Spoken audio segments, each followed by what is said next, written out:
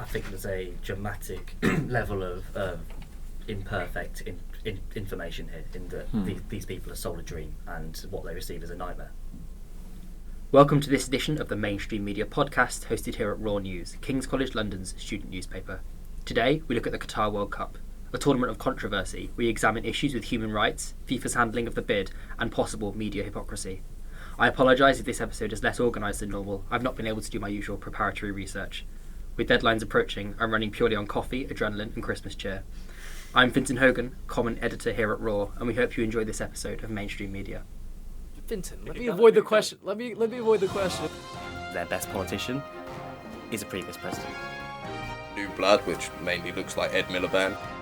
Know that doing nothing gets nothing done. You're paleo-conservative prophet. Are they suffragettes, or are they making people suffer? Fade away into neoliberal nothingness. Frankly, there's a good chance that he's going to be kicked out of the House of Commons. Way back on the gravy train. That's not going to happen. They are actively trying to undermine the democratic decision that was made in 2020.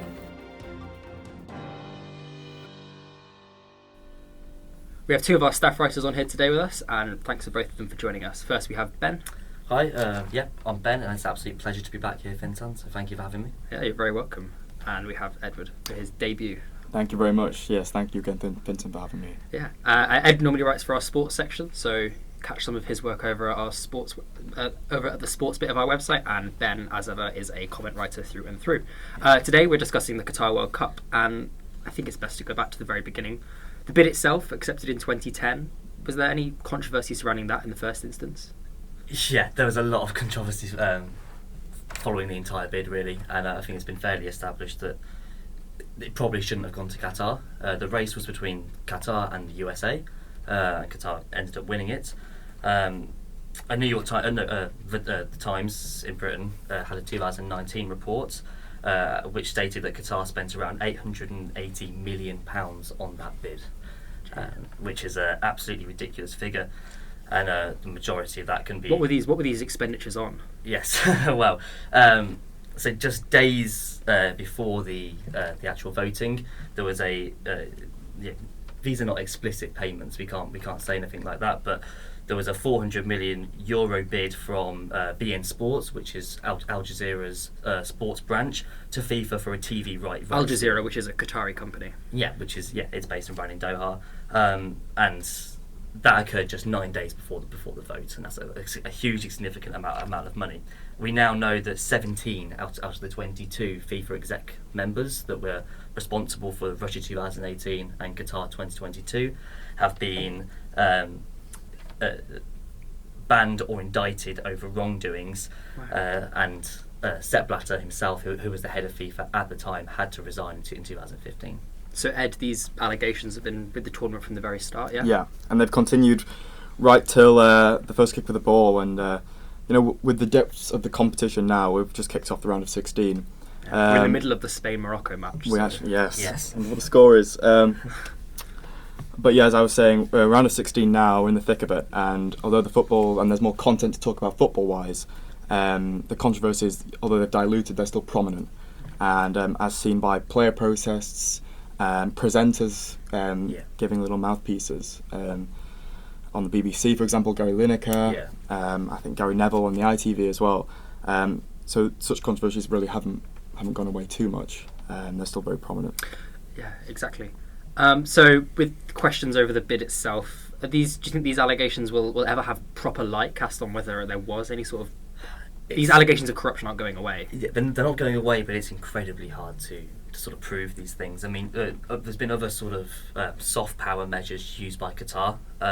There's sort of foreign policy of what's known as sportswashing, which is when a nation hosts sports events in order to improve the image of a nation.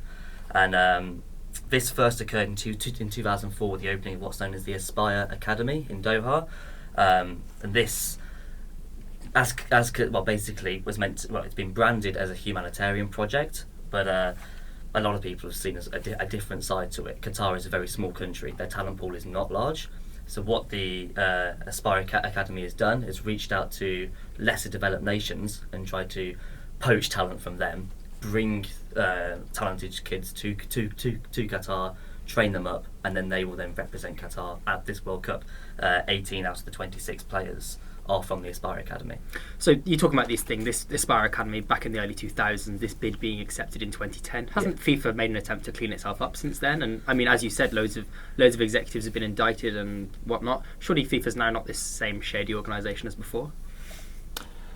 Well, with the impeachment of Sepp Blatter in 2015, I think there were 15 other FIFA officials that were impeached.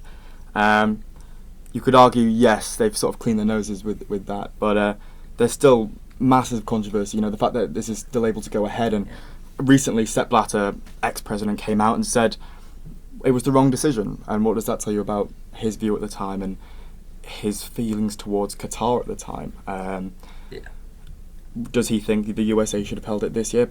Probably, but it's pretty futile comment from Sepp Blatter himself, and we're just questioning why he's commented at all when he was the president of FIFA at the time. So I think from an ex-president's point of view, there is still controversy surrounding FIFA and the officials. And from one ex-president to the president now, Gianni Infantino, his infamous sort of "I feel Qatari" speech, and the quite sort of hardline crackdown on any sort of any sort of controversy or allegations surrounding the tournament. Yeah, there's no smoke without fire. I think a lot of these people are still highly defensive, because I think everyone recognises that there was something dodgy going on. Yeah, we'll work through chronologically in a minute to the build up to this World Cup and as controversies mounted after the bid as well. But just a little bit of context for our listeners who maybe don't follow sport as much. What is sports washing? Something you mentioned earlier, Ben. Can you think of any of the other examples, Ed, of where prominent, maybe Middle Eastern countries have attempted to conduct this? I think we said in 2019 there was the World Athletics Championships in 2019, and you could argue, yes, it's not as high profile as the World Cup, which the final is usually the most watched event of the year. What is sports washing? Sorry, would you give us a definition? So it's effectively the use of sports events to improve the image of a country. Bahrain, Saudi Arabia and Qatar have all got Formula 1 races each year now, which is another sort of prime example. The World Athletics Championships is another. These are two almost, if they can demonstrate that they can host a tournament, it distracts from potentially other doings which might not be. Can you think of any other instances in football, maybe looking at the Premier League? Newcastle United with the Saudi takeover, maybe, or just this year, right? Just this year, last January I think it was, yeah. That is shrouded in controversy because that nearly fell through because of the Saudi blockade of Qatar at the time. Didn't allow it to go through, and now it has. And PSG, Man City as well, similarly. The PSG sovereign wealth funds. Yeah, the PSG is a really interesting one. That was bought for €500 million by the Qatari Sovereign Wealth Fund in 2010, just before the bid. And it happened. It was incredibly in debt. PSG was not this amazing team that we know now. Superstars now. Yeah, it really is. And but it happened to be President Sarkozy's favourite team, and President of France then. President of France, and that won a meeting with Emir Al Thani's son, Michel Platini, who was part of the FIFA Exec Committee, and President Sarkozy himself, in which Platini came out of the meeting fully in favour of Qatar, and also it led to the creation of Bein Sports, that organisation which then gave the €400 million for the TV rights deal just a month later. So it's all knitted together, FIFA, UEFA. Is any part of sport clean, Ed? I don't think it is right now. It's so commercialised. The money, I don't care where you get your money from. Teams like Liverpool now, I think their owners, FSG, American owners, we're looking to sell to Saudi Arabians, and there's a controversy now. Would we accept that? Just like Newcastle back in January, do you keep politics out of football? It's hard to because of how financially inclined it is. Yeah. I mean, it's impossible because a huge wealth fund comes in. Fans love it. Their club gets transformed. Newcastle's a huge team. Mbappe to Newcastle. Yeah, maybe. And they were struggling in the relegation zone. They've got a 50,000 seat stadium.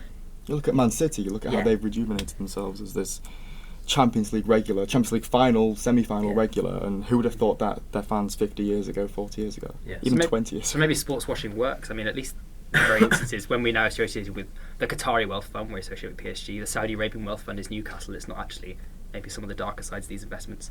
But I'd like to bring it back to Qatar now. So some of the first controversies after the bid and allegations related to that were over the construction of the stadiums. Qatar is not a football nation. How are they hosting so many games in such a short amount of time, either of you? Well, they've had to construct, I think they had one stadium, so they've had to construct 7 more. One of which is about to be about to be destructed. Yeah, Stadium 976, I think. It's 974. Really quite inventive name from the Qataris on that one. Yeah, I think the materials are sustainable, and I think they're going to ship them off to poorer countries, and for them to use the materials. Just like I think the shipping containers, the shipping containers that will be used for the accommodation, and I think you could argue are the Qatar officials implementing that to save some grace and save face? Sports washing. Sports washing. It all feeds in. Yeah. Sustainable as well. This oil nation now loves to reuse materials. Yeah, I'm glad they've reused those 200 crates. But more than just the materials, but the labour that was put into this construction. What are the controversies around that? Yes, so this is what's known as the kafala system, which is the Arabic word for guardianship. Effectively, there was a lot of South Asian migrant workers were brought to Qatar. It also occurs in the UAE, Saudi and Bahrain. They're brought with the promise of jobs and higher wages, but what realistically occurred is that many of these workers were working under $1 a day. They needed permission by their employers to change jobs, and of course we've got that horrendous statistic of approximately 6,500 workers died, which works out of about 100 a game. And just to put that into context, for the Brazil World Cup, obviously Brazil, not the most developed country in the world, it only saw the death of 10 workers. And for the 2012 Olympics in London, only saw the death of 1 worker. Where did you get that statistic from, Ben? That was The Guardian. The 6,000 workers is from The Guardian. But surely this kafala system, maybe there's elements of malpractice in it from individual employers, but surely if it does bring people over from very impoverished families and countries, brings them over, gives them a wage that in relation to what they would have earned in their own country is high, and maybe of course it's horrendous that anyone should lose their life in the construction of a sports event, but maybe for the vast majority of workers this actually improves their quality of life and improves their rights.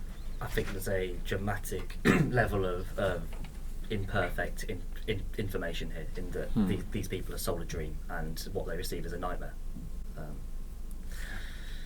I mean, yeah, like I said, between 2012 and 2013, this was a report commissioned by the Qatari government, which deduced that 964 migrant workers from India, Nepal, Bangladesh, and Sri Lanka, and the Philippines were all killed in construction. And yes, we could argue they were sold a dream, but if they end up dead, then obviously, if anyone loses their life, it's then it's a tragedy. FIFA has attempted to redress this, though, to some extent. There's some sort of, I'm not an expert on this, but some sort of remuneration and compensation attempt, no? Yes, there is. So, sort of pressure by FIFA led to a first ever Qatari minimum wage was introduced in 2019, and also the permission to change jobs that was removed also in 2019. The Qatari government themselves say that 200,000 workers have benefited from that.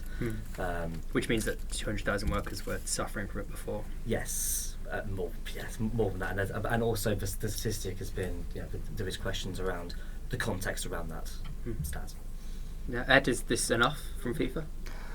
I think so. Well, it's hard to say. Is there any more they could do?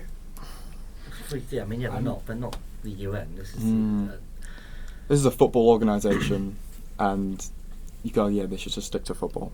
Yeah, right. Difficult to do. So, migrant workers have been treated very poorly, as we've discussed in the run to the event, but there's also controversies around Qatar as a country altogether. One of the most prominent issues since the World Cup has started has been the treatment of homosexuals in Qatar in general, not just related to this World Cup. Some teams tried to take a stance against this and some sort of awareness attempt. We can argue about the ethics of making the attempt in a minute, but how has FIFA reacted to these sort of attempts to give voice to these concerns? Not well at all. You've had the Infantino speech, which clearly highlighted issues within FIFA and their stance on it. That speech before the World Cup was almost setting the tone that we're not going to take lightly to this. and of course there's been a lot of pressure on Kane. Both Kane and Bale, so the captains of England and Wales, were going to wear a rainbow armband, the One Love, support armband. So what is his armband, and what does it symbolise? It's a One Love. It's an LGBT flag on it, and it's in support and unity with the LGBTQ plus community. But they received a lot of pressure that they would be instantly yellow carded, which is quite serious really, because I mean, captain, especially for Bale, who's Wales' best player. You could argue Kane as well. Yeah, they can't have a yellow card the minute they walk on the pitch.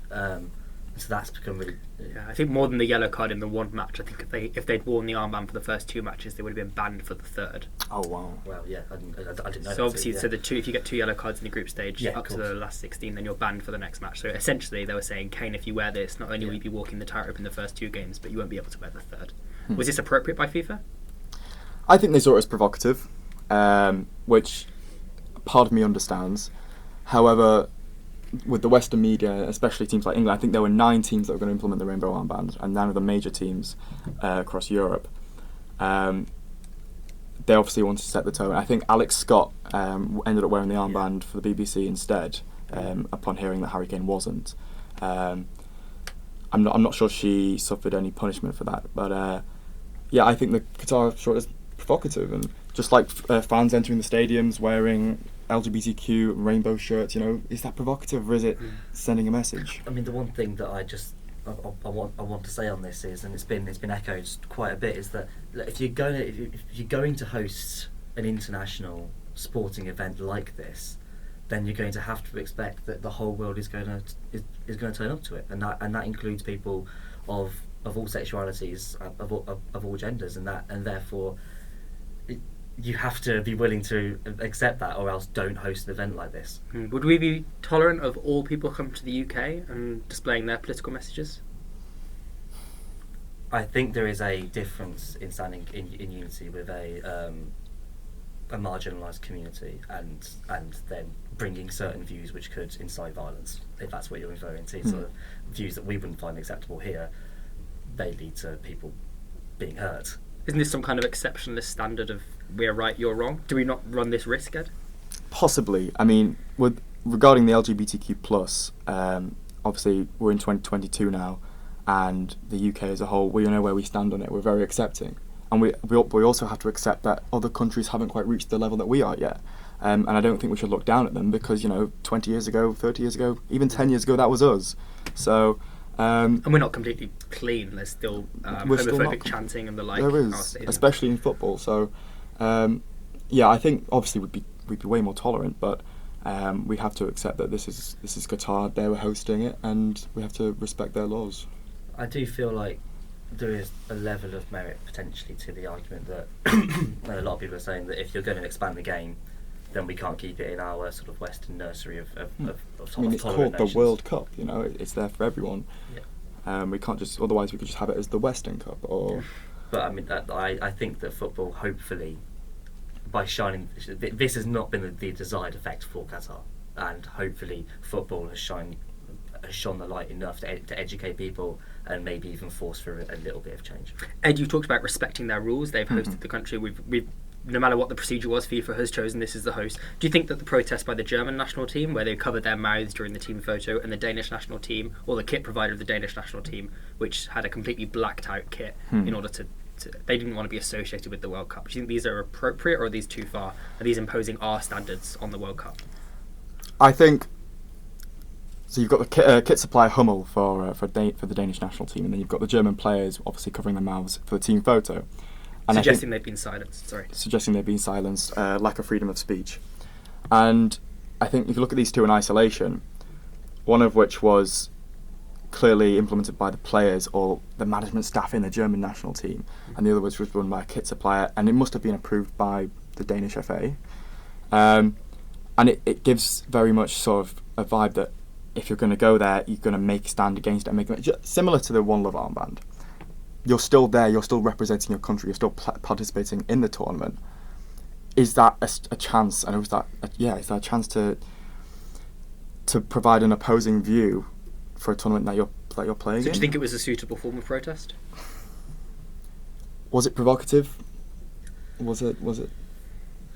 Did it incite violence? I don't think so. I don't know. I think Eden Hazard from Belgium came out and said, look, the German team were too focused on their opposing beliefs and, you know, covering their mouths and protesting, and they should have just focused on the football. And that's, at the end of the day, that's what they're there to do. They're paid to go to the competition and play football, and we should leave the rest. We should leave the politics. We should leave the messages to the people surrounding that, I think. For what it's worth, I think the argument that people making one political message at the start of the match changes their performance, I think that argument is ridiculous personally. I think it's ridiculous as well. Ben, do you think these forms of protest were appropriate? I'm going to kind of say yeah, I think they were. I think that a football team, a group of individuals has got a right to protest for their beliefs in a peaceful, and I think it was still a fairly respectable manner. I mean, this, and I think we need to say this was not the only form of protest at this World Cup. Football is forever used as a it's a huge stage. If you want to put your views, if you want to use that platform to further views that you think are positive, then fair enough. And we saw that with the Iranian football team, and I mean that's provided a lot of hope to people in Iran. The context of this is that all 11 football players that were lined up for Iran at the start did not participate in the singing of the national anthem, and there was a large amount of booing in the stadium as the national anthem was played. We think that was probably booing towards the national anthem, not booing towards the players for not singing it. Yeah. So this is taken as a symbol of support for the protesters who are rebelling against Iran's so-called morality police for their draconian enforcement of laws that we would think are unacceptable here. Sorry, just the context. Yeah, and again, I think, look, if you're going to host a World Cup, this is what football. This is stuff like this happens all the time in football, and again, you're going to have to expect this is going to happen. This is what happens. This is part of hosting a World Cup. Teams will come on and bring messages. So, what do you say to those who say football? We should keep politics out of football. Is that even possible? I don't think it's possible at all, especially world football. What about the taking the knee before Premier League matches? Again, it's individual choice, and it's their freedom of expression. I think certain players like Wilfried Zaha from Crystal Palace, who no longer takes the knee because he says it's less of a movement now. It's become too mainstream. It's not about Black Lives Matter anymore. It's about just taking the knee for the sake of it. I think, we're still taking the knee in Premier League games now. We have done since I think June 2020, and it's an ongoing thing. And yeah, sport could be used to fight racism and fight other aspects of prejudice. But I think in the end, a lot of people watch football. It's a world stage, especially the World Cup. Like I said, the final will probably be the most watched event of the year. Yeah. Will something happen in the final? Do you reckon if England gets the final, do you think Kane would wear the armband? Do you hope he would? Even if it ended up with it. As an England fan, which I presume both of you are. I would have loved to have seen both Kane and Bale in that final game get yellow carded together. I think that would have been a really good image. But I think that the final, they'll crack down. They'll do. I don't think it'll happen because they'll say to the FA something that will involve Kane getting sent off or something like that. And at that point, is that a worthwhile sacrifice? To be honest, I think the football fan in me, if Kane was to get bucked early on and then got a yellow in extra time and missed a penalty, wasn't on the pitch to take a penalty, then I think it would go down in history as politics taking over the game. Is that not a trade-off worth making? Maybe, but I don't know how many people watched the World Cup final. Maybe one of you could look it up. How many people looked up that watched the last World Cup final? But just the photo of the World Cup final, the full stadium, Harry Kane with the armband and the referee yellow carding him. Would that not be like a powerful image that would transcend football? It'd be extremely powerful, yeah. But I don't think anyone would do it. Would you not do it if you were Kane? Difficult, impossible question, of course. That's impossible. I'm nowhere near as good enough at football. So. Yeah. We're just for context, 3.572 billion people watched the last World Cup final, so that's half the world. Pretty much, yeah. And so half the world get to see it. Isn't that not worth a yellow card? It's a difficult question because it's an impossible question. I think. Look, the England fan of me is saying if it was Kane, then no. However, if it was Hugo Lloris for France, for example, then maybe, but that's bias. Should they give Jordan Pickford the armband? Get him have the yellow. He's famously level-headed. Whenever there we go.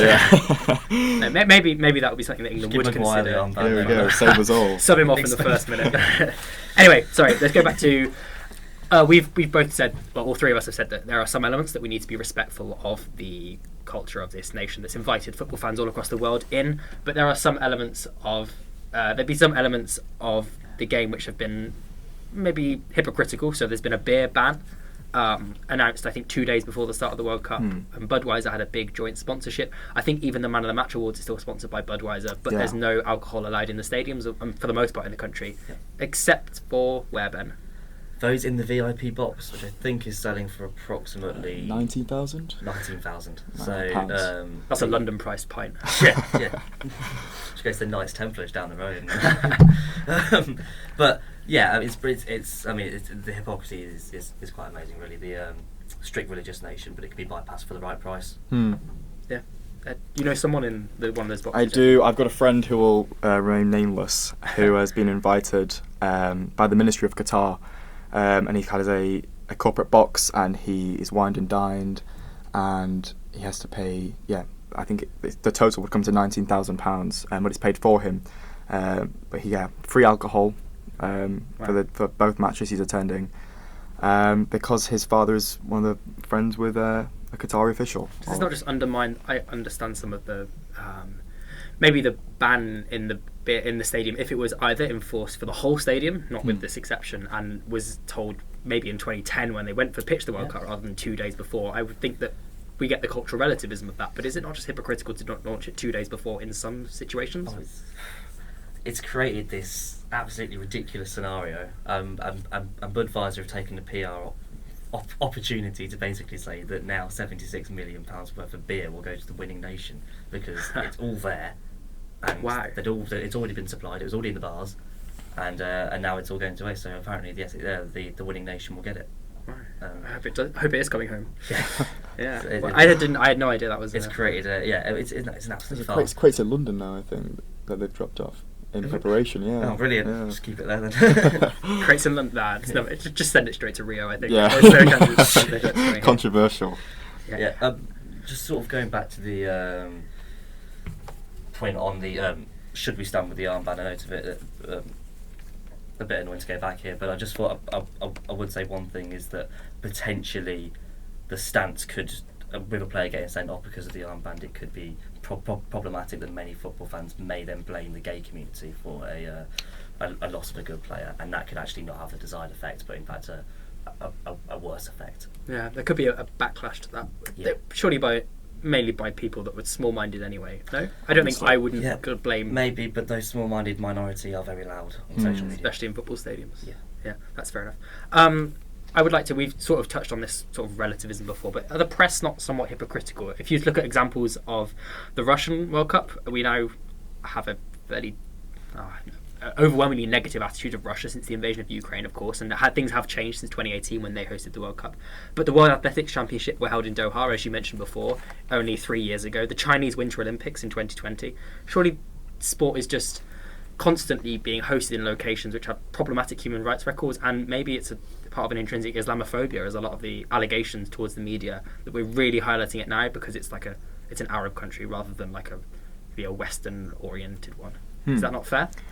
Well, I've got some stats here, and according to The Guardian, since FIFA's declaration for Qatar winning the World Cup bid in 2010, UK papers have named Qatar approximately, I think it's 1,735 times in their headlines, 40% of which explicitly concern the World Cup. So I think 685 of those.